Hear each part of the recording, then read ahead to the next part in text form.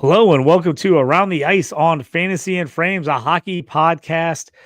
Week 17 in the NHL. We are getting things going. A couple games coming up here in 15 minutes. We'll get you set up on all your late night bets and everything going on around the NHL and fantasy hockey. Stick with us here on the Around the Ice on Fantasy and Frames.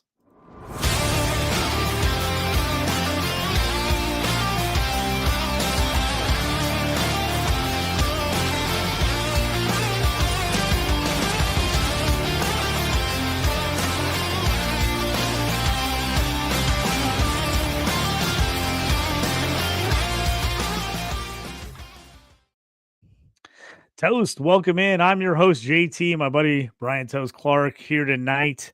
Running just a hair behind a bunch of shows tonight, doing NFL rookie evaluation shows on the Dynasty Evaluation podcast here on Fantasy and Frames. Me and my buddy John McGlynn leading us in, so we're just a hair late getting started. So, Toast, let's not jack around.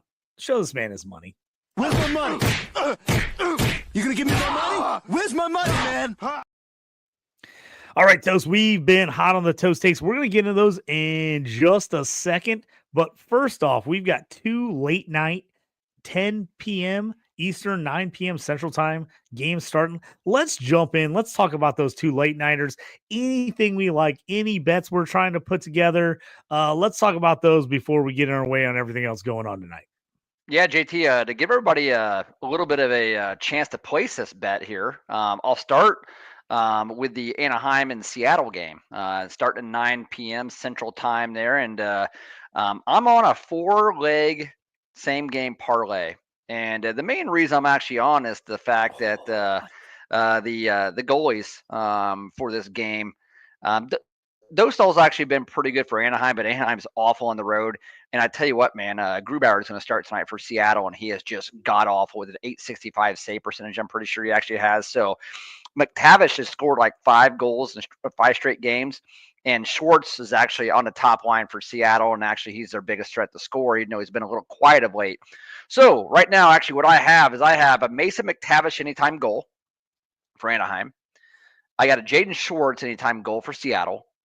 I like the over 5.5. I think goals will actually be plenty tonight because, again, I think Seattle's going to give them up. And Anaheim being on the road is not going to actually help their matter as well either. And I think Seattle on the money line as well. So McTavish, Schwartz goals, over 5.5, and Seattle on the money line at plus 26.60.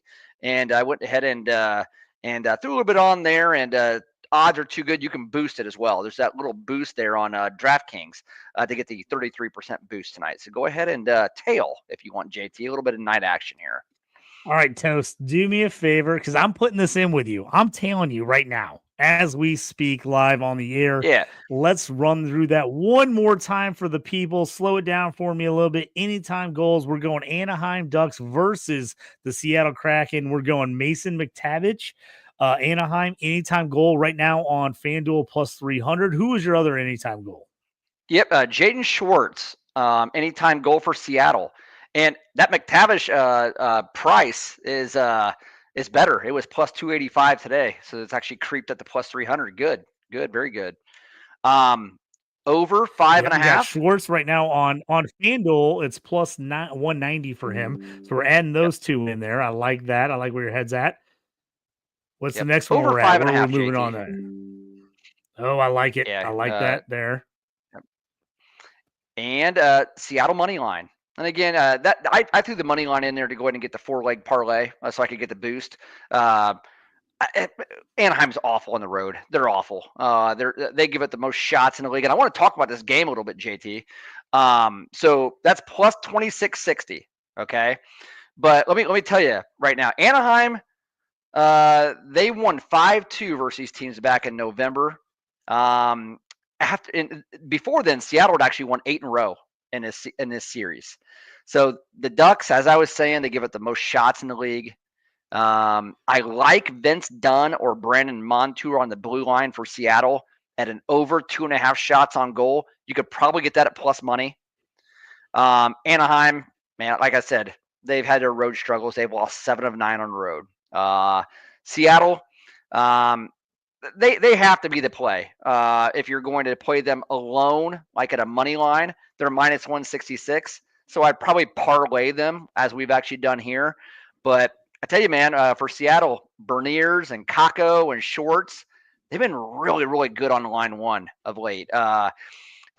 Again, this game's a little bit hard to read from a line perspective because Seattle, they had actually won 5 of the last 8, but 4 of those wins, man, they're versus Buffalo and Pittsburgh.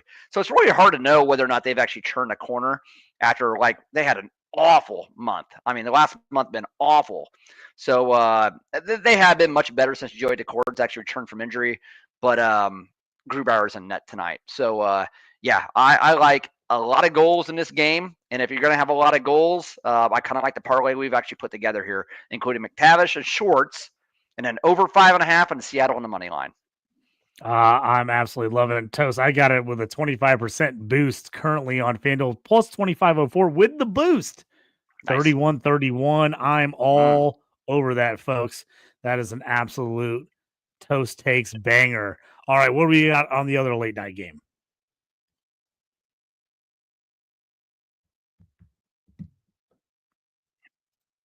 Well, the other one, Dallas at Vegas.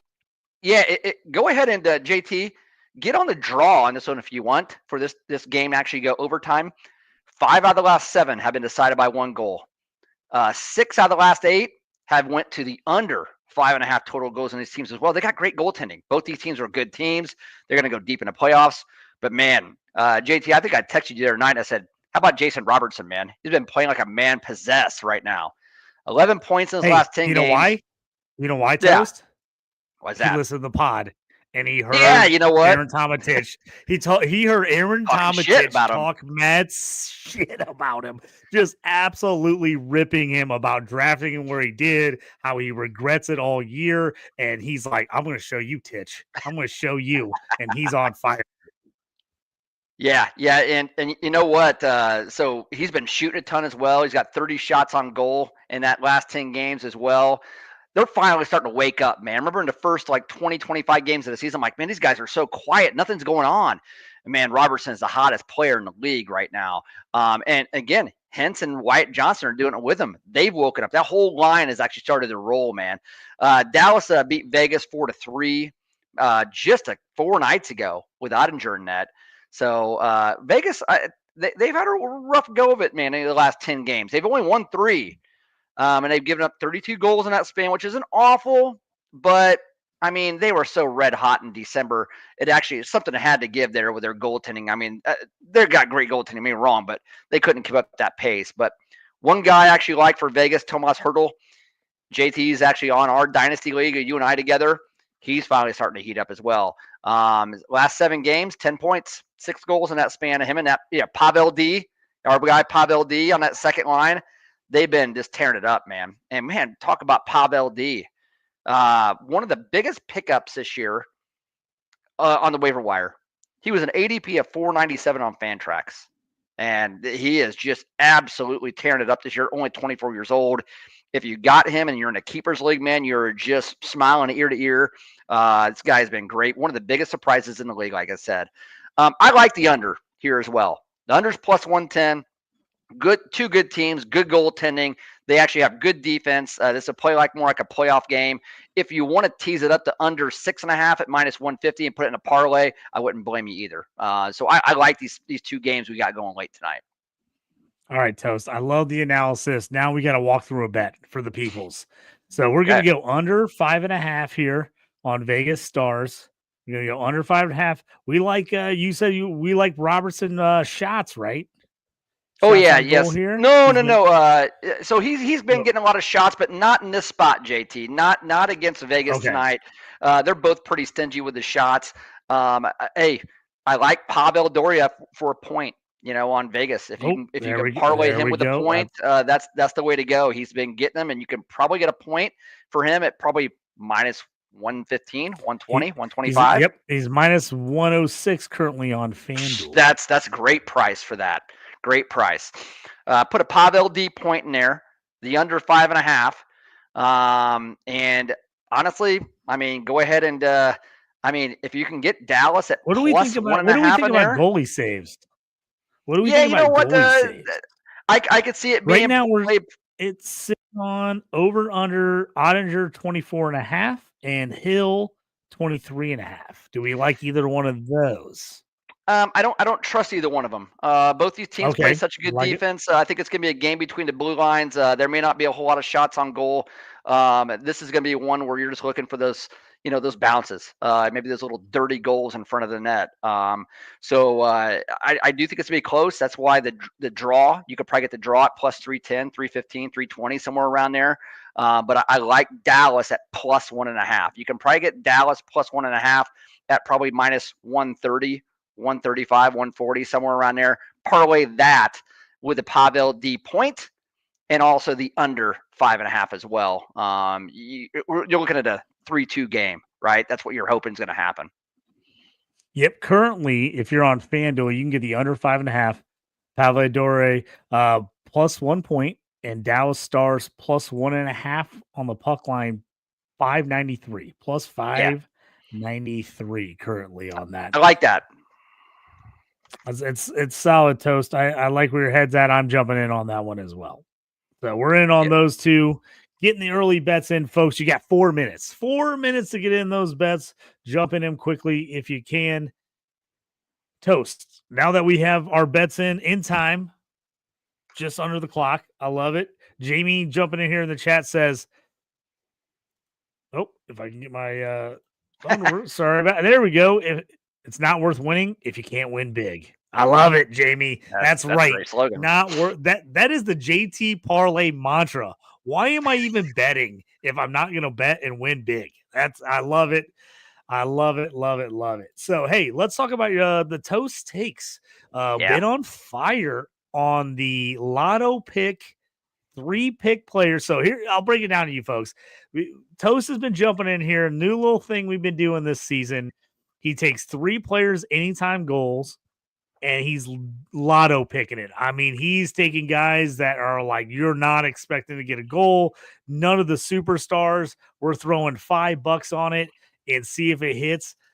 We've been on kind of a streak here lately, Toast. It's been solid. What do you got for us the rest of the way? I know today we had a couple going. I think we just missed on one of the earlier ones. What are we seeing in the Toast takes? Yeah, so let me recap the weekend, man. And these go in spurts. You gotta have patience. If you're gonna go ahead and bet $5 at a time a day, for somewhere in the neighborhood of anywhere from plus 6,000 to plus 10,000 total for 3 goal scorers. I'm usually looking for guys that have actually been on a little bit of a streak, and also guys that are actually getting deployment. Like Blake for Carolina. He's up there with Aho and Rantanen on line 1, man. He's at plus 325. So, I mean, the deployment's amazing. He scored 2 games ago. Those type of players are the guys you want to target and actually put 3 of them together. Again, 2 doesn't pay out enough. 4 is too many because you need a lot of luck with 4. 3 is your sweet spot. So, Saturday night, I put a Morgan Geeky, Ryan Nugent-Hopkins, and Matty Berniers together at a plus 58-20 hit. And then turned right back around last night and decided, you know what? Instead of actually going the lotto pick, I'm going to go in and go 3 favorite goal scorers and go a little bit heavier. When I say a little bit heavier, 10. Didn't put a whole lot down on it, but nevertheless, with Scheifele, Eriksson Ek, and Jack Eichel at plus 1986, that went as well. So what's going to happen with these I was telling you on that one. Yep. And then tonight, we actually did Braden Point. He hit. Kyle Connor, he hit, and we missed out on the third leg, David Pastrnak. And you know what? Nobody expected Buffalo to just throttle the Boston tonight 7-2. But even if you can get 2 out of 3, you don't win. But that just goes to show you, like, we're on a little bit of a roll now. And these go in streaks, meaning like you're going to be hot for maybe like 3-4 days. Then you'll go 8-9 days and be quiet. But you just got to stick to it, right? It's a lot easier than actually taking like 4, 5, 6 plays on a leg because there's so much chance. You know that, JT. How many times you like, you know what? It's the story of my life. I'm 5 of 6, 4 of 5. I'm the king of 4 for 5, 5 of 6. Yep. It's, I mean, if I could add up the amount of legs and parlays I've missed by 1 and the winnings I would be at, I'd be living a lot better than I am right now. So Yeah. I am the king of 4 for 5 or 5 for 6. You can see it last week. You guys were just seeing me blow up the group chat. Oh, there's another one by one. There's another one I just missed by one. There's another. You get those bigger parlays, and I love them because I want like Jamie said, I want to win big. But man, the more you get in there, the tougher it gets on those parlays. That's for sure. Well, and here's another example of this tonight. I don't want to bounce around too much, but the Avalanche. The Avalanche are actually right now at the Islanders. They're down 3-2 in the third period with 3 minutes left. But again, Jack Drury scores tonight. He was one of the recent pickups in that big blockbuster trade. We can talk about that a little bit. Of Mikko We're going to talk about that next. I mean, don't jump to it just yet. We're getting ready to get there. But Jack Drury actually coming into Avalanche scores in his first game. And you're thinking a little bit of renewed energy coming from Carolina over there. And you could have got Drury tonight at like plus 550. Guess what? Scores again tonight. So you're just looking for those situations where guys may be coming back and playing in their hometown. Then you're expecting them to have a little bit of a boost. Got traded and hey, you're in the second game with the team and just feeling a little bit of life, a little bit of jump. The puck's just going to find your stick. Those are the type of things you got to look for when you're putting these lotto tickets together. And man, they've been a lot of fun. And they're not stressful. And here's why I love them so much. We're not betting a lot of money. You're betting a little to actually win a lot, and you're going to hit one a month.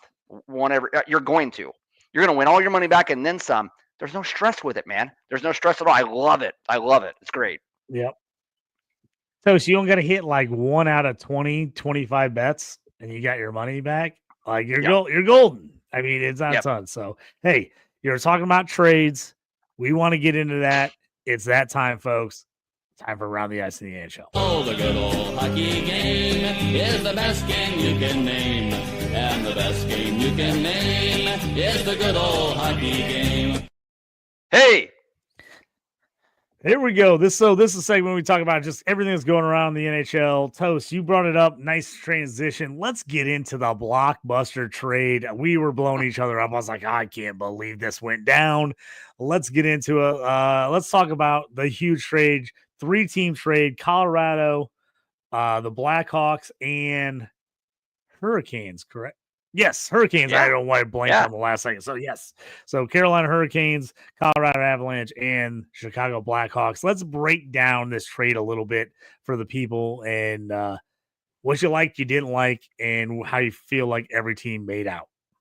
Yeah, so rumor has it, you listen to Elliot Friedman and 32 Thoughts, and usually he has a very good handle on kind of what's going on in the league. And rumor had it that Colorado was actually prepared to make Rantanen, I guess he is a UFA after this year, the highest paid winger in all of hockey. Now you're like, well, highest paid winger, man, he's going to be making all the centers make all the money. Okay, I mean they're the ones that make the big time. And when I say that, Draisaitl, $14 million. He actually plays wing, but he can play some center as well. McDavid, 12.5. You got McKinnon, 12.6. You have Matthews, I think somewhere in the neighborhood of 13 something. All those centers. So the highest paid player for a winger in the league is Artemi Panarin at 11.625 million AAV. That's kind of surprising. You're thinking, that he's the highest paid winger. Mm-hmm. So they were prepared to actually make him the highest paid winger at somewhere around just below 12.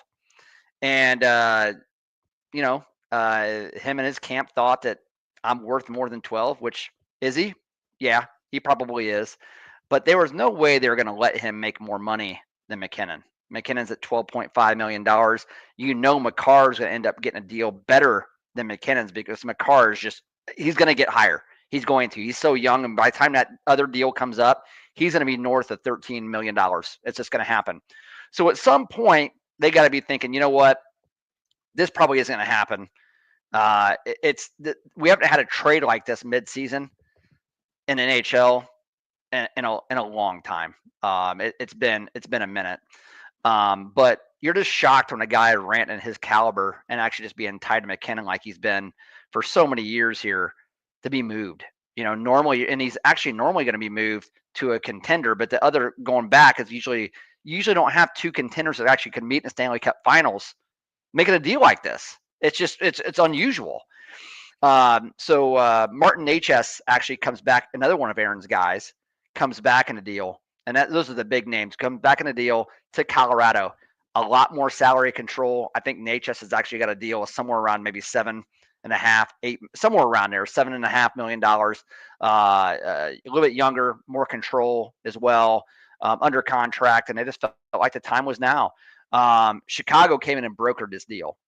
So the only way for Colorado to be able to do a deal like this, and along with Carolina, was that Carolina's cap issues, they weren't going to be able to fit Rantanen's deal in there. So Chicago comes in, uses one of their retention slots, and grabs half of Rantanen's contract for this year and gets a 3rd-round pick in return.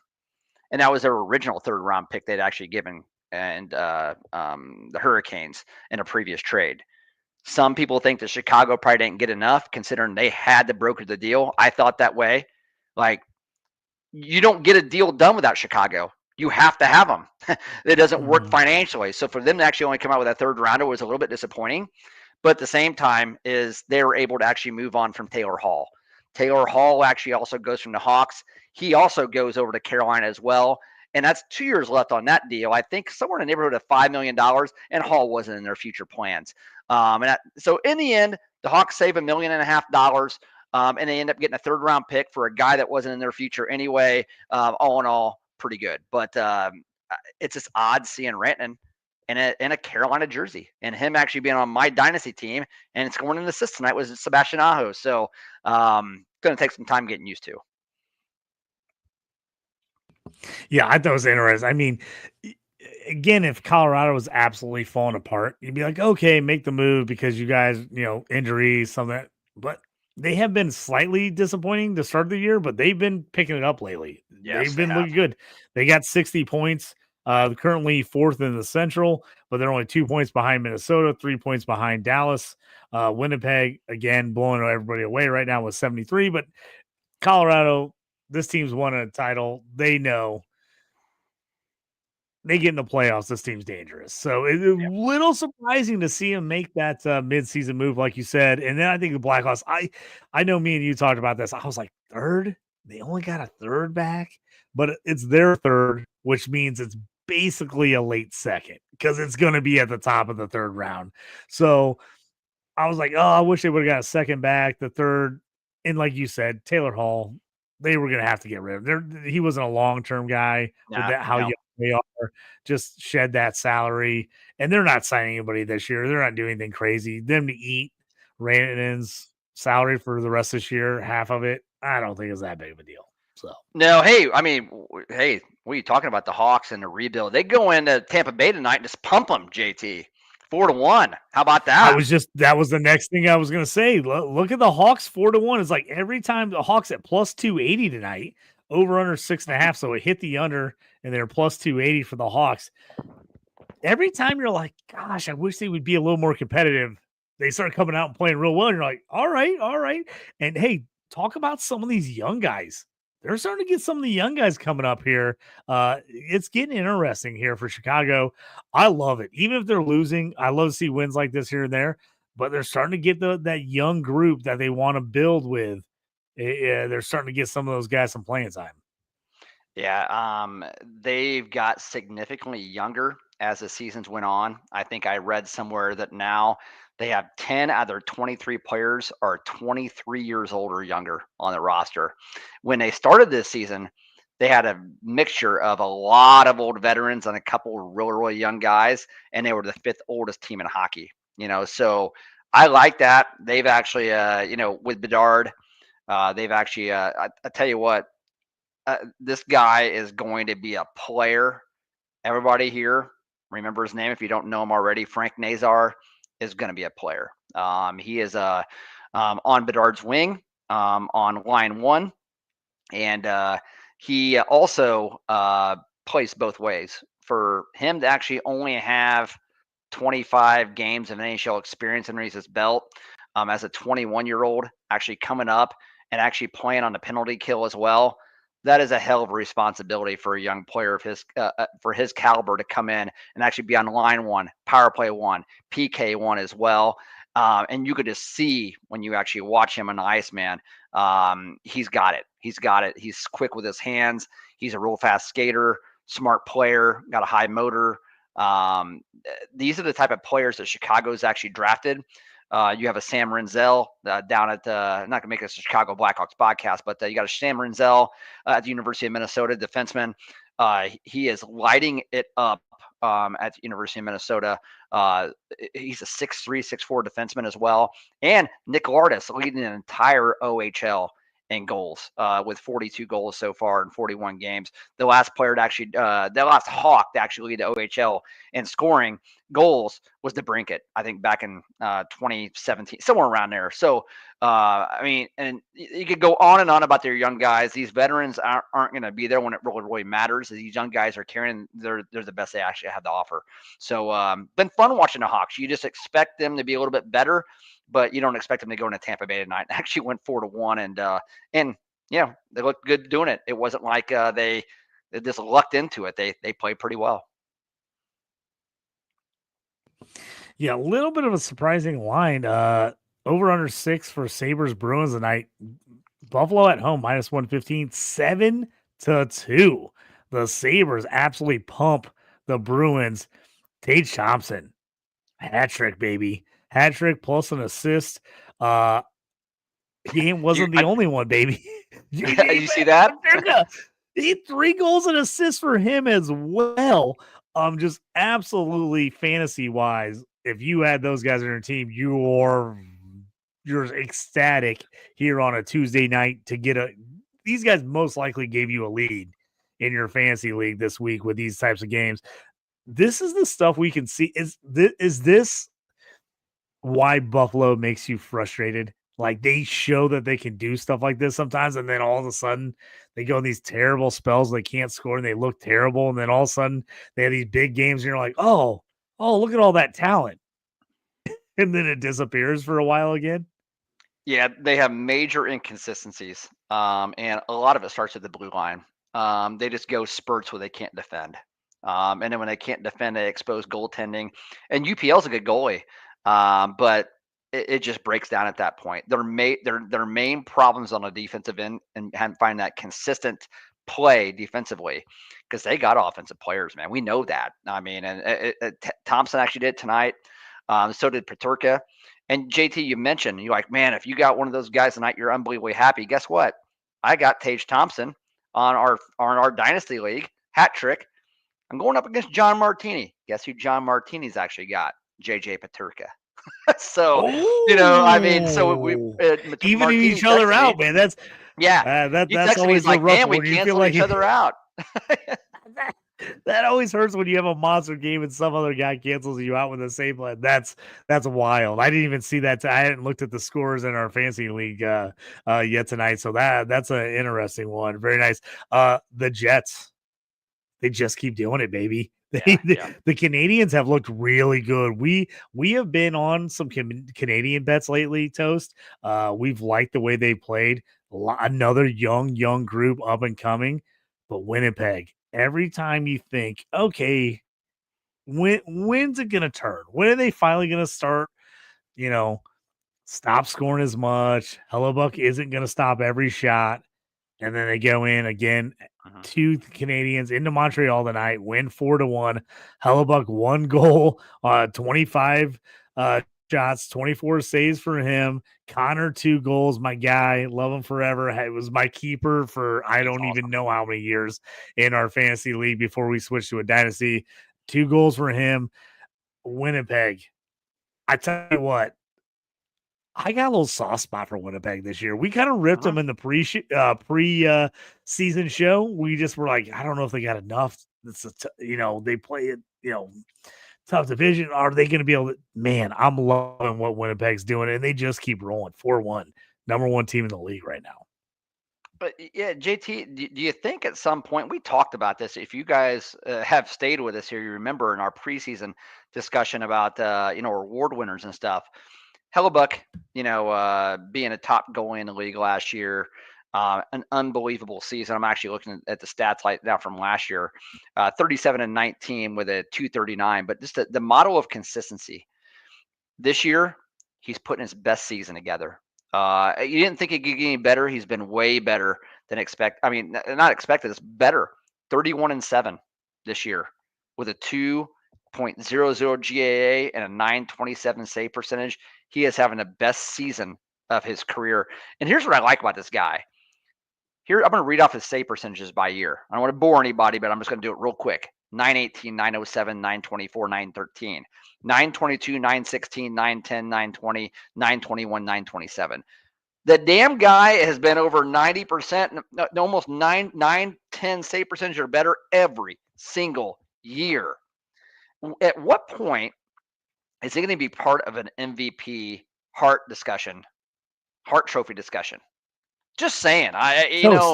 It's insane. I'm glad you brought that up though.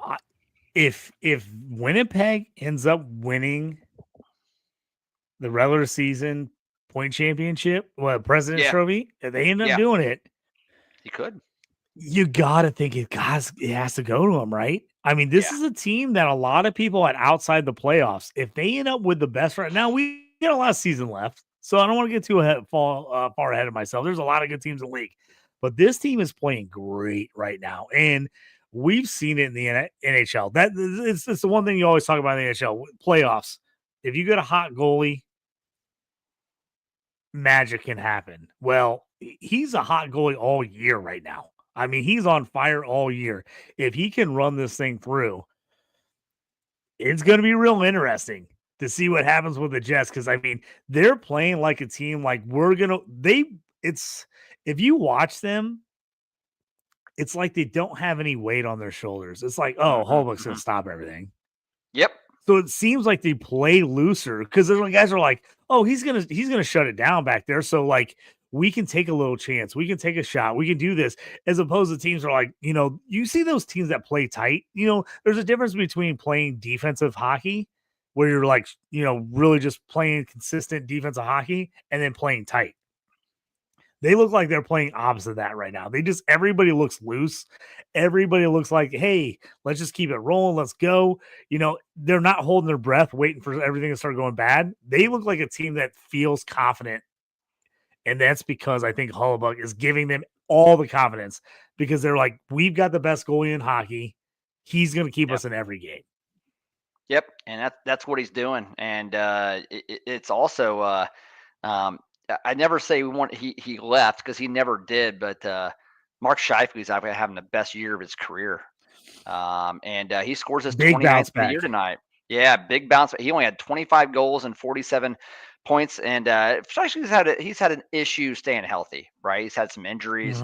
I mean, last year he played 74 games, the year before that 81, but then 67, then 56, and he played 60 a couple years back as well. I mean, so he really has had a hard time staying healthy. He's on fire, man, right now. So Scheifele and Velarde. Velarde's another story there as well. And Ehlers, that's a hell of a team, man. I'm happy for Winnipeg because I think their jerseys are awesome. Their jerseys are sweet, man. They are so good. But they've had a rough go of it. And when I say rough go of it, meaning they've had some bad luck in the playoffs. I know Scheifele ended up getting injured in the playoffs. I had a gruesome injury. I don't know if you actually remember that, when he had a leg injury there, missed a little bit of time. But Winnipeg, man, good for them. I wish I was a Jets fan right now. The last team we'll talk about here before we move on to the next segment, you got to talk about the last team in the trade, Carolina Hurricanes. So Svechnikov, we can't forget about him. Huge game tonight, 2 goals and an assist. Canes win 4-0 over the Rangers.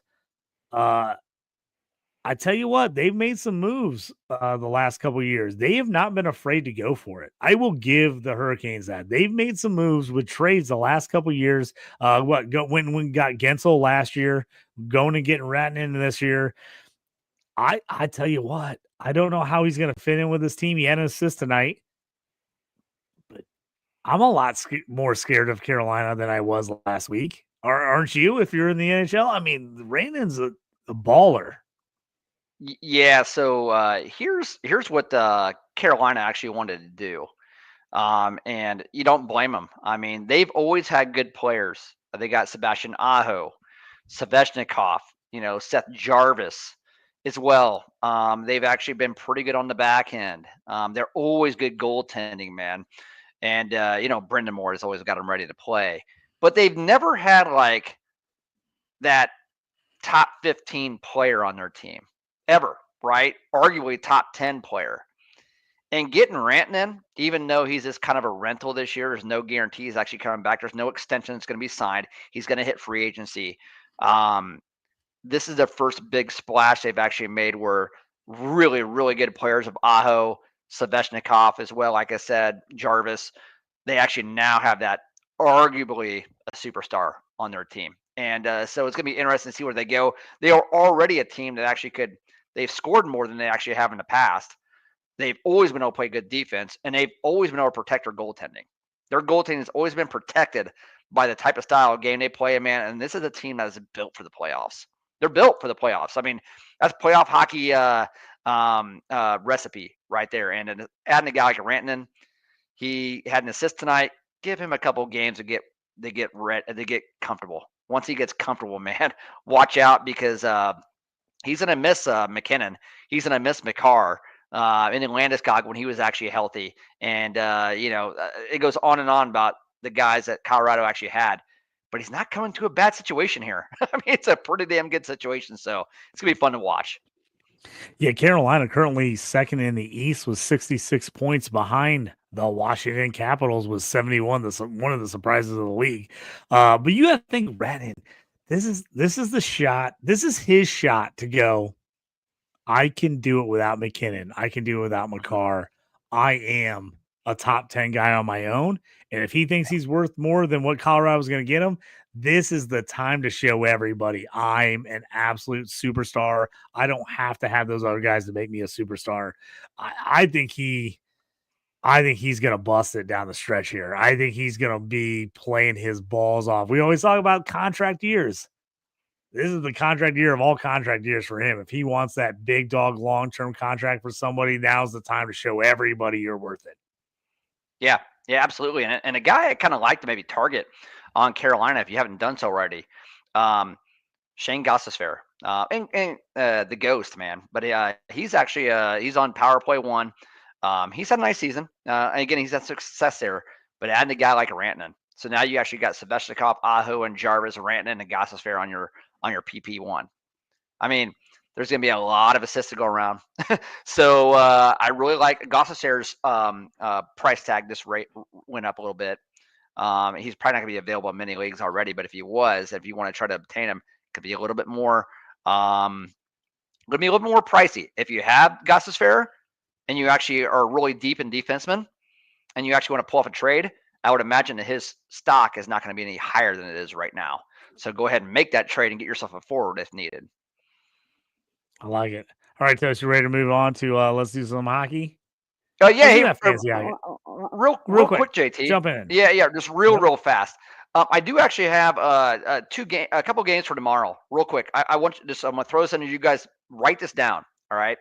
So everybody should play Clayton Keller assist tomorrow versus Pittsburgh. Utah is hosting Pittsburgh 8:30 tomorrow.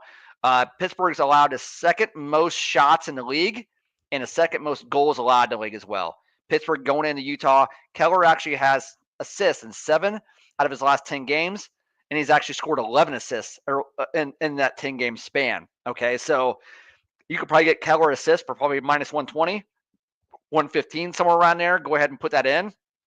Another one, Mitch Marner assist. Minnesota's going into Toronto. Marner versus Minnesota. Minnesota allows the 5th most shots in the league, and they are also 30th on the PK. Minnesota is. So them coming into Toronto, Marner has the exact same stats as Keller. 7 out of the last 10 games scored an assist, and he's had 11 of them in the last 10 games. All right, so get on the Marner assist as well. Again, you could probably get that at probably minus 125, minus 130. And the last one here, Kings versus Panthers tomorrow. The Kings going into the Panthers. The last 6 games have been decided by a goal, and the last 9 out of the last 10 have been decided by one goal as well. I'd actually like betting the draw. You can probably get it plus 320, or the Kings plus 1.5 on the road. You could probably get that around minus 125, 130, somewhere around there. So there's some plays for tomorrow night's games too. Yeah, it's a nice little singles, or if you want to parlay all three together, or just want to take the assists on Marner and Keller. I like that. That's a nice little. I'll tell you what, Tosh, I love those 5 or 6 teamers, but sometimes it's nice to just put a little twoer in, put a little plus money, put a little two pick parlay in for plus money. I like that one a lot.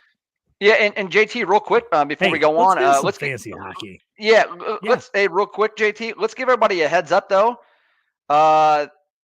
Seattle up 2-1 on Anaheim, and we're not even halfway through the first period. That over's fine. That over's good.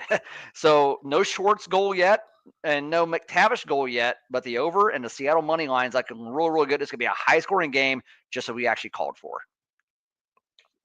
Nice. Let's keep cranking it. And if Kako wants to do something, I'll take something out of him. I need him for fantasy. So perfect. Let's do some fantasy. Hey, as they say in hockey, let's do that hockey. All right, let's do that hockey. This is our fantasy hockey segment. We're talking about waiver wire pickups, guys you need to look for. Guys are hot and cold. Who is on the list for tonight, Toast? I got 2 guys real quick for waiver wire ads. If they're going to be probably going to be out there available in your leagues, we're looking in this segment of guys that are 50% or less owned on leagues such as Fantrax, ESPN, Yahoo, you name it. First one, center for the Boston Bruins, Morgan Geekie, 29% owned. He's on line 1 with Pavel Zacha and David Pastrnak, and he's on power play 2 as well. Very, very good deployment for a player of his. He's a young guy. An ADP, JT, of 541 on Fantrax, man. 6 goals in his last 7 games. 2 helpers to go along with that as well. He doesn't shoot a whole lot, but you're kind of looking at his deployment. I mean, it's great deployment. He's with Pastrnak, and he's actually going to be there for a bit. He's in the last year of a 2-year deal at $2 million AAV. So you got to think. He's probably going to go ahead and get somewhere in the neighborhood of $3.5 million in his upcoming, because he's arbitration eligible. So which means he's probably only going to get a 1-year deal. He's probably going to make somewhere around 3.5, somewhere around there. I like the guy's size. 6'3", 195 pounds. He'll play wing for you as well. So in some leagues, he's actually going to be a center and wing eligible too. This week's schedule for Boston isn't great. They actually play 3 times, but they're all on the heavy nights. But I like Morgan Geekie for the long run, especially if you're looking for a waiver wire ad, just to fill in the spot. He's been getting really, really good deployment and actually been pretty hot, putting in the puck at the back of the net. Another guy I actually like, James Van Riemsdyk. This guy's still in the league. I mean, he's old, right? I mean, he's been around. JVR, maybe. I was like, how many teams has this guy played for? I feel like he's the guy I feel like for 5, 6, 7 years, I'm always looking at waiver wire pickups. And he's kind of that guy when you look at like points per game, he's like kind of up there. You're like, oh, is he worth picking up? I feel like he's always been there. Yeah. And he was a mainstay in Philadelphia, right? I mean, But now guess who he's on, man? He's all with the kids, man. The young guys in Columbus. What a team that is. They're so much fun to watch. They lose quite a bit, but man, they're fun. They're fun. I think JVR is a good pickup for Columbus. He gets a line 2 deployment, and I like the players he's playing with the line 2. JT, your guy you just picked up, Blues, right? And also Kent Johnson. And he gets to play with those guys on power play 2 as well. He's got 6 points in his last 7 games. 4 of those are goals. And 18 shots on goal. All right. And that's, I'll be honest with you, like 18 shots on goal. I'd like to have him a little bit more shots, but as you see JVR shots go up, that's what you got to be intrigued by. He's only got 10 goals, 11 assists in 43 games, but the injuries right now, Monahan's out 6 to 8 weeks. Chinikov still hasn't actually come back. So there's room for him to actually play with really, really good players. And he's only a couple of really, really good games away from playing like with Voronkov and also with Marchenko. I mean, they got there, and you got Fantilli up there as well. So it's a nice guy to go and stash there. I think he's only like, he's 9% rostered. All right. ADP of 1,260. So let's just say he's available. He's out there. I love those two guys for waiver wire pickups. And Toast, I'm going to give you props. We brought up on the show Luca Del Bell Blues last week, a guy you need to be on. Guess what he's done since we said to pick him up? He's been phenomenal. I got him in our Dynasty League. I jumped on him immediately during the show. I picked him up immediately. He's got a goal and 3 assists with 5 shots on goal, 1 hit, 2 blocks in the last 3 games. Yeah. Phenomenal. How about it, man? Phenomenal. He has been on fire. Great pickup. Still minor league eligible for you people playing in dynasty leagues. You can move them down to the minors, bring them back up if you're like our league. You move them around a little bit. Toast brought the knowledge last week. I stole him from Toast. Toast is like, Toast's team's too loaded. He doesn't have any room on his roster. So I was like, I'm gonna add that guy to my roster as I'm fighting for a playoff berth. Put him in there, and he immediately scored points for me. Like I said, pumped. As I just found out, Toast, I'm so upset you're not going to be able to go, but got tickets. My cousin who lives in Columbus got us tickets for the Stadium Series, Detroit Red Wings, Columbus Blue Jackets, March 1st, outdoor game at Ohio Stadium where the Buckeyes play. Going to be awesome. Wish you could come. You got responsibilities as a high school track coach, junior high track coach. You're like, I want to go so bad, but I have so much stuff that day. I will send you pictures and videos. It's going to be awesome. Super pumped to see him and all my guys on the Red Wings. So pumped about that. We're going to have to get another one together for us, but you get to go see the Blackhawks without me. So that we're even this year. We'll have to figure out a game later on in the season. Definitely. All right, we got any hot cold players this week here in Let's Do Some Fantasy Hockey? Yeah, I got one hot and one cold, man. And it's more fun to talk about the hot guy. Let's go ahead and do it, man. Clayton Keller for Utah. And JT, I'm so pissed. You know why? Utah, they're not going to be the Yeti. I don't know what happened, but they've said that's not going to happen. I don't know. Okay, I almost send this to you. They're not going to be the Yeti. I'm so mad about this. They were going to do Yeti, and they put in for the patent copyright. And I have a little bit of experience with copyrights, owning a restaurant or brewery, and what you can and cannot copyright. Because in the brewery world, people are suing each other all the time for names of beers and other things. They are claiming that because of Yeti coolers, that it was going to be a copyright infringement, which I think is not applicable to copyright law. Now, I'm not a lawyer, so talk to lawyers who know more about copyright, but that's a different segment of the so usually it has to do with you have to be in the same kind of category, same kind of business. And then if it carries over, then people get confused. They got turned down. Yeti, I'm guessing, threw a lot of money at this, saying, hey, we don't want them to be. I don't understand that. If I was the Yeti, the people that own Yeti coolers, I would absolutely want a team to be the Yeti. Not so they hurt all bought our stuff. I don't understand it all. I think if they fight it, they win. But I think the team is just like, yeah, it's not worth the money and the effort if we can't just get it. So I almost sent this to you, and I didn't send it to you because I wanted to bring it up on the podcast. So I'm so upset about this because the Yeti was the name. I loved it. They put in the copyright for it, and they got denied the copyright on the Yeti because of the Yeti coolers, which, again, I say they're not in the same realm. They're not in the same type of business. I don't think that should actually apply. But I have to tell you, I'm a little hurt. I'm a little crushed inside because I love the name the Yeti. I love the jerseys they had. I loved all the mock-ups I saw. So this one's going to be a little tough to get over because I told you, Toast, if they were the Yeti, I was buying a jersey. I told you, I was like, as soon as they're the Yeti, I'm buying a jersey because I'm doing it if they get one. And now I'm out. I mean, couldn't they be like the Utah Abominable Snowman? You know, I mean, like instead, I mean, because I just like the idea of a Bigfoot, you know, or something. I just think that's cool. Here's what awesome. I would do if I was them. I like Yeti. I like Yeti better. But what if they did Yetis with the S? I usually don't like the S. Even but better, more than one. Yeti Cooler is different. So I'm like, let's do Yetis, and then you can't confuse the Yetis with the Yeti. Make it I tell happen. you what, if I was Yeti Cooler, I would have absolutely let them do that and not fought it at all.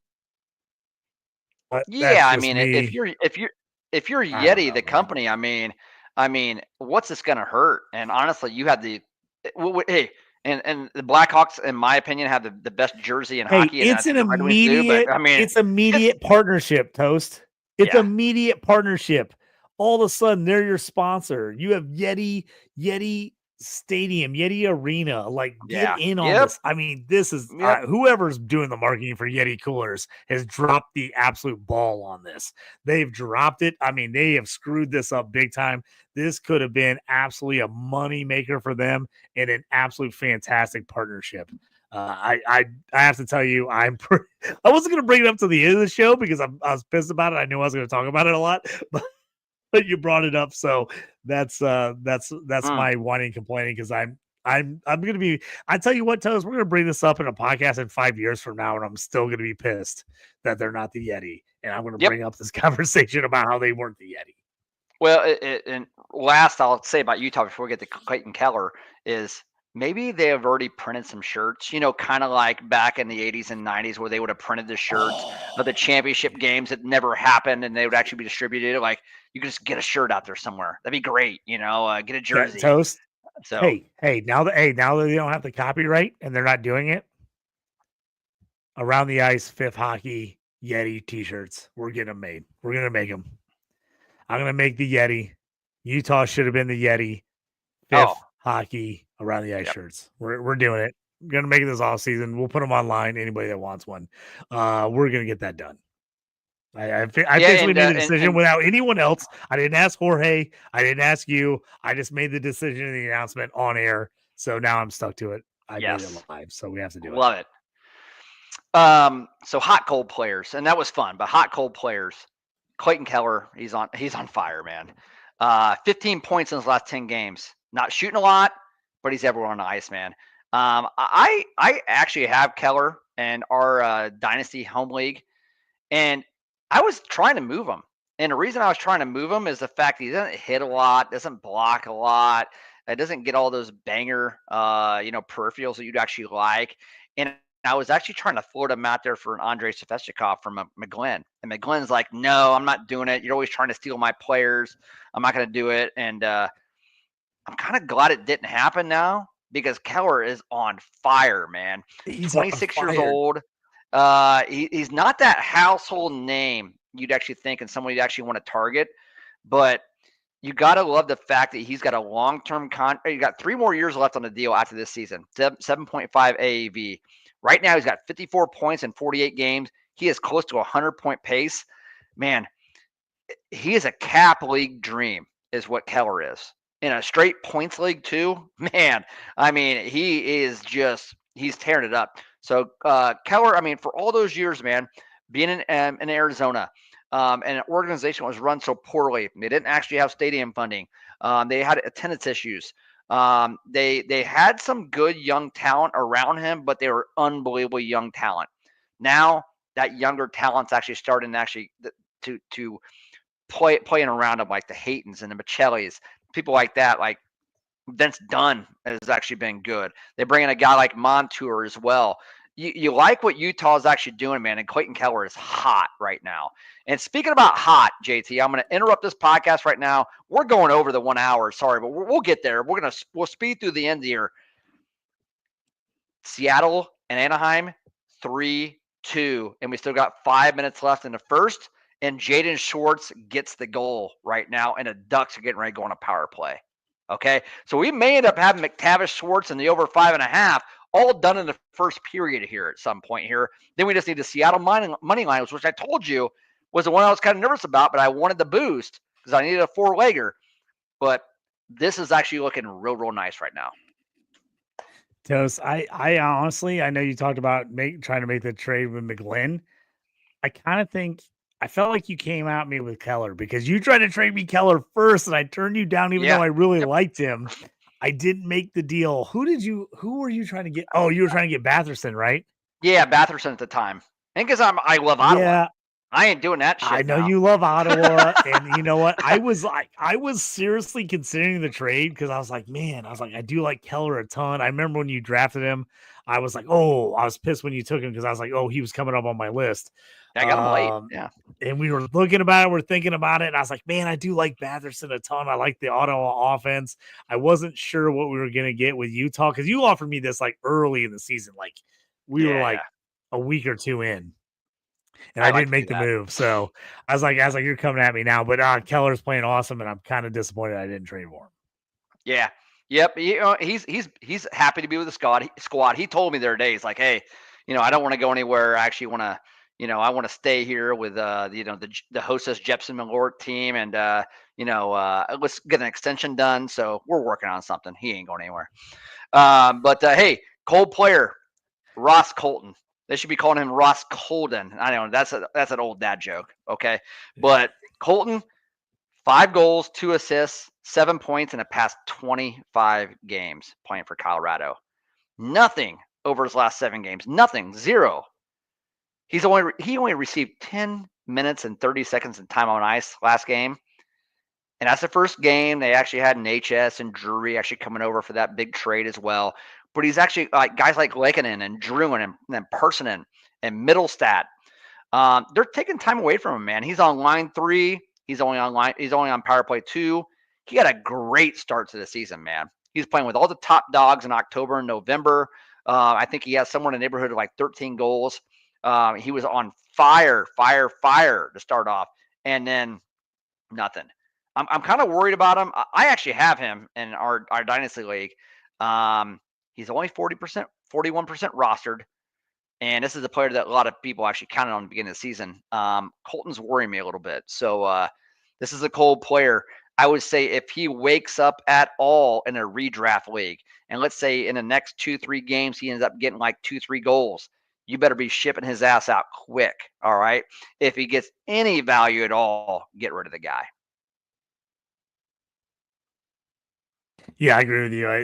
It's been rough there.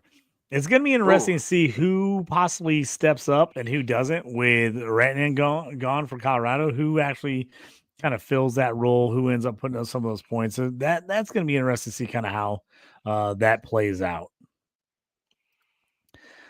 Toast. Let's talk about some young guys. Future's bright. And you, young Skywalker, we will watch your career with great interest. All right, this is our segment. This is our Future's Bright segment. We talk about some of the young guys in the minor leagues, college, all over the world. Guys you want to keep an eye on, especially if you're in Dynasty. Guys, even if you're in a shallow Dynasty, guys you want to look at picking up either in a draft when they're eligible for your league. If you're in a league now, you can pick up these guys, look at them, pick them up, throw them on your taxi squad, put them in your minors bench, however your league is set up. Toast, who we got this week? JT, you know how I love the Russians, man. All right, so we're going to talk about another Russian. He's been really good. Again, another guy. You and I actually have him on our Dynasty League together in the Black Aces League that we're actually in. It's Fyodor Savechkov for Nashville.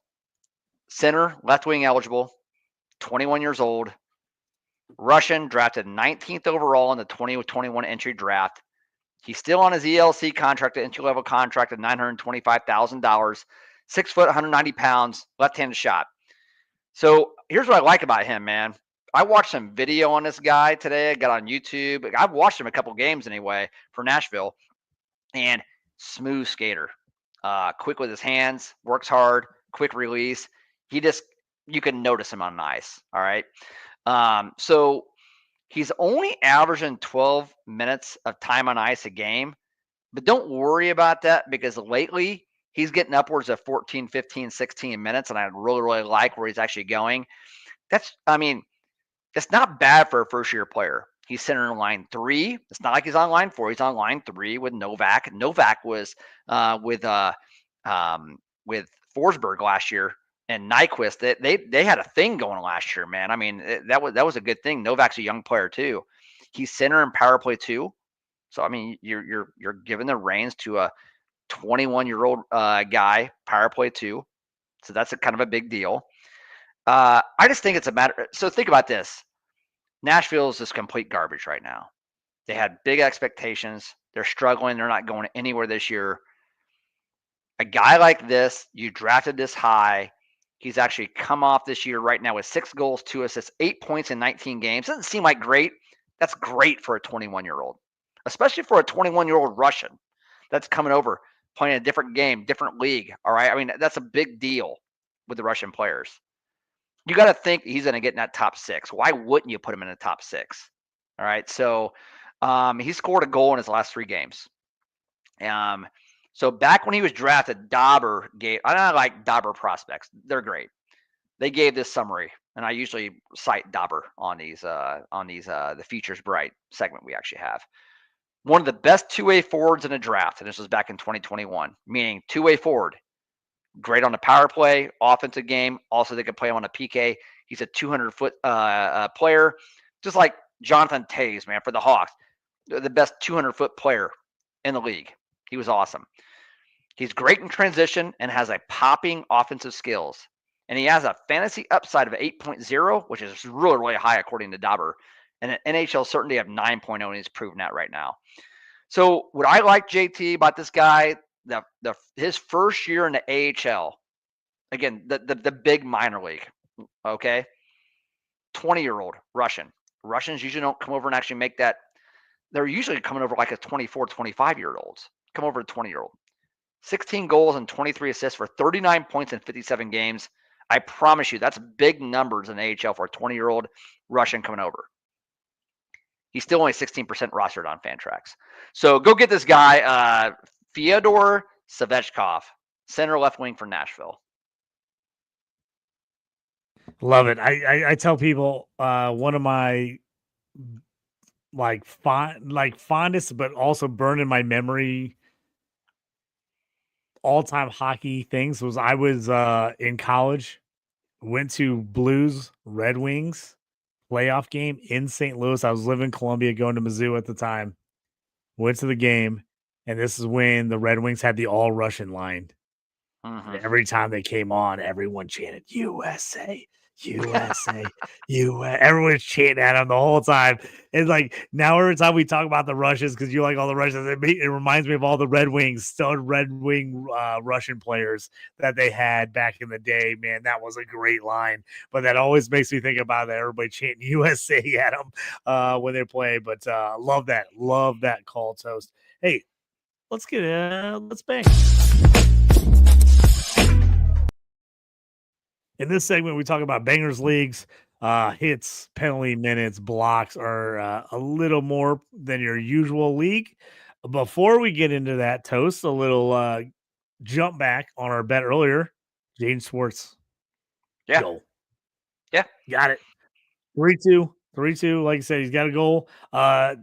Troy Terry got a goal early. It's not McTavish, but hey, I got Troy Terry on my team. In our league, in our home league. So I'll take that one as well. And Kako got an assist just like I asked. How nice of him to give me assist right when I asked for it. So keeping an eye on that one, 3-2. That would be a banger if we get the over. We just need a McTavish goal, right?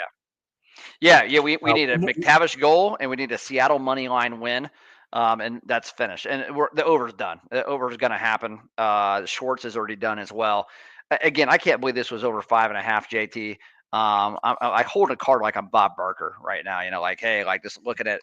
But the reason why I mean, again, the Ducks are garbage on the road, and Grubauer is an awful goalie. How this was only over the 5.5, and you could actually get the 5.5 at plus money under. I mean, I'm sorry, on the over. I don't know how it was possible. Should have put $1 million on it. Should have put $1 million on it. Put $1 million on it. Print the hats, print the shirts. That's right. Get those things. We're gonna have them for next season. Hey, so let's jump into the Let's Bang, baby. Let's get in this. Let's talk about one of your favorite players for Bangers League. Well, he's definitely not one of my favorite players, but I think this is a hidden gem, and it's a really good player for redraft leagues in the event that you're actually needing help from the defensive spot, and that's Tyler Myers for the Vancouver Canucks, man. So his season stats do not pop off the page at all. 3 goals, 12 assists, 15 points in 46 games, only 54 hits and 85 blocks. That's pretty good. The 85 blocks is actually pretty good for bangers. 54 hits for a defenseman through 45 games isn't like, it's fine, whatever. It's not that much. But I like what he's done over the past 30 days, which is 11 games. And he's got 14 hits and 21 blocks, 2 goals and 5 assists over that. So he's got half of his points on the season in the last 11 games. So that ranks him, I went back and checked, that ranks him top 12 in most banger league formats for defensemen in NHL over that span. For points, fantasy points, that is. Only 12% rostered. He's got an ADP of 481. He's out there. You can have him if you actually want him. Been a bright spot for Vancouver, man. That's been a circus over there in Vancouver, man, with the JT Miller and the Elias Pettersson shit going on. I mean, it's a joke what's actually happening. I like the fact that he doesn't get power play time, which stinks, but he does partner with Quinn Hughes. So that's nice, right? I mean, Quinn Hughes is pretty good. He gets a lot of penalty kill minutes. He's our most reliable penalty killer. He's only getting a lot of blocks. So now he's starting to contribute offensively as well. You got half the season points coming in the past 30 days. Like I said, he's going to increase the time on ice as well this month. He's worth a stream, JT. He's nothing special. He's not going to jump off the page. I'm like, oh my gosh. But again, if you're desperate for a serviceable defenseman in a redraft league that's bangers, go get the guy.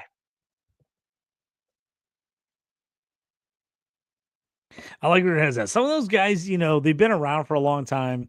You've seen the name a million times, and you're like, oh yeah, it's not sexy, but hey, there's a decent pickup for you here and there. You got some injuries, need some fill some time. He's a guy playing pretty solid. Pick him up, play him for a week or two, see how he does. If he starts getting a cold streak, drop him back and go get somebody else. So I like that.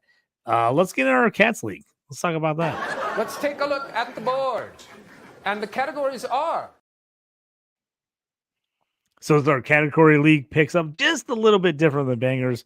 A few different guys, depending on who they are. Some guys are great in both. Some guys are a little bit better suited for a categories league over a bangers league. Who do you want to feature tonight on the Cats League? It's kind of the same as the bangers league, JT, where it's nothing like super sexy on the page, but just a guy, again, that recently has been producing. And that's Sam Carrick. I don't think you probably expected me to say his name for the Rangers. Center that eligible. I did not. No, I mean, nobody did, right? But he's pretty good for faceoffs. He's going to get some hits, and of late, he's been getting some goals. Again, the numbers on the season, just like Myers, aren't great. 5 goals, 10 assists for 15 points in 49 games. They're damn near identical, right? 32 years old. He has 81 hits and 26 blocks to go along with.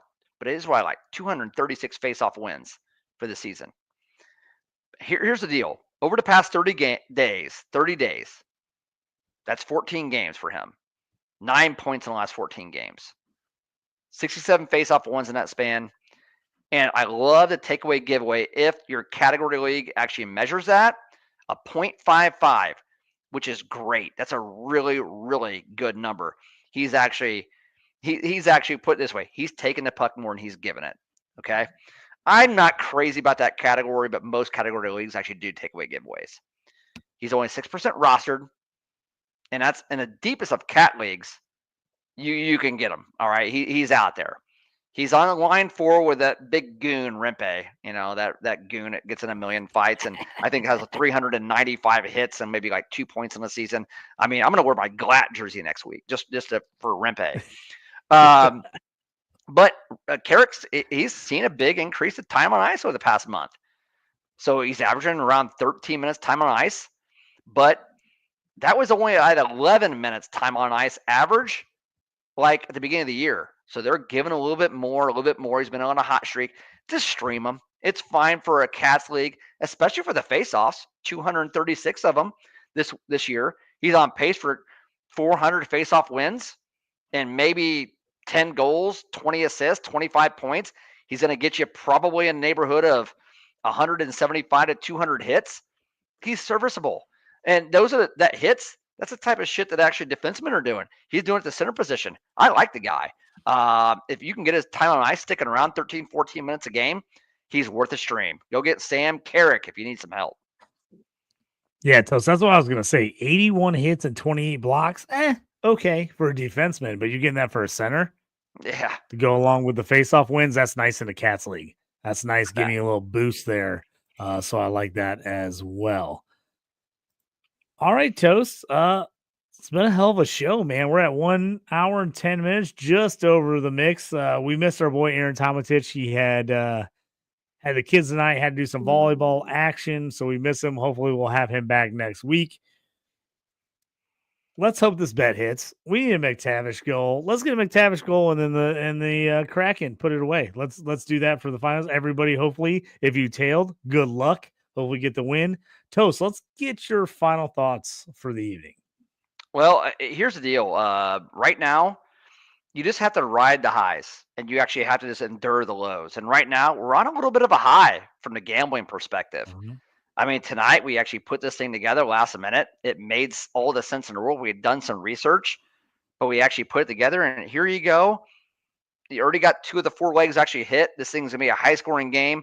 McTavish, I'm confident that he's going to get a goal tonight, the way the game's going. The Ducks will actually start the second period with a minute left on the power play. He's definitely going to be on that line. He's on power play 1. There's no doubt about it.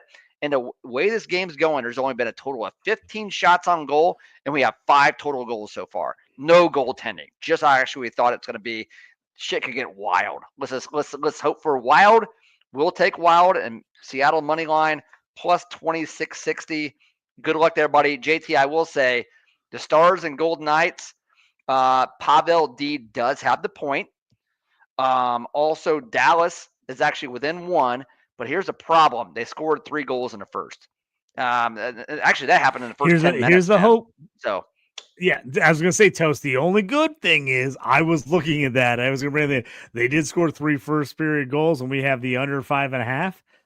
The only good thing is all 3 goals happened in the first 5, within the first 10 minutes, like you said, and then it shut it. So, but remember the other night, Toast, we talked about it. I took the under on Anaheim scoring goals 2.5. They had 2 in the first period, finished with 2. Yeah. So don't get ahead of yourself. We're still in it. Bet's alive. That's all we can ask for, right? That's all I can ask for. Next period, bet's still alive. Over under live bet on Anaheim, Seattle right now, 9.5. With the under being minus 74, 132. So yeah, that one jumped up from 5.5 real quick, people, real quick. The other game's still going on. Capitals up 2-1 at the Flames right now. Third period in that one. Over unders 5.5, which I'm a little surprised it's that high with it in a 2-1 game. So they're expecting a 1 more goal and maybe an empty netter there. Plus 290 for the Flames at home. Washington minus 410 on the road. Money line right now. But you can get Washington at minus 1.5 at plus 116 if you think they finish this out and get an empty netter at the end. So just a few there for you, people. Toast. For everybody listening, throw out your Toast takes, the 3 bets for tomorrow. Replay those for me. You had 2 guys, I think either points or assists. And you threw it out early in the show for anybody that missed it. Yep. Throw that back out. Anybody wants to jump on that for tomorrow. Yep, absolutely. So I am going to also put up my lotto picks for the 3 goal scorers. I'll have 2 of those, right? So we'll have 2 3-leggers. But aside from that, we're also going to go ahead and I want you guys to go ahead and put in there the Clayton Keller assist, the Mitch Marner assist, and I believe, I remember right, it was, again, the Kings going into the Panthers, the plus 1.5 on the Kings, for them to stay within 1 goal, parlay those 3 together or take them individually or actually just put the assists together. Those on paper right now at first glance, those are my favorite plays of the day from a prop perspective. I love it. Everybody, thanks for joining us tonight. We really appreciate it. Week 17 NHL hockey. Stick with us all season long. He's Bryan Toast Clark. I'm JT. Follow me at JT Orange. Follow him at Toast Clark on the X. Toast Takes, baby. Get on there and Toast Takes. Check those out. We're winning money. At Fifth Hockey, at Fantasy in Frames. Check out all of that. All kinds of, if you're into football, all kinds of pre-draft stuff coming up. Rookies. Me and my buddy John McGlynn on the Dynasty Evaluation podcast. We went over a bunch of stuff tonight, 2 shows before this. So go back, check that out on YouTube or listen tomorrow on podcast form. Go in, like, subscribe, hit the notification button. We'll let you know when we're on. All the good stuff. Toast. Sorry you're not going to be at the game in Columbus with me. You'll be there in spirit, I know. Yes, I will. But got a lot of hockey season left, man. Things are starting to heat up. I like in the betting. Real slow start of the season, but we're starting to hit that. We're starting to hit that streak, baby. The tides are turning. We're loving it. So everybody, thanks for joining us tonight. That's going to do it for us here on Around the Ice on Fantasy and Frames. We'll check you guys next time.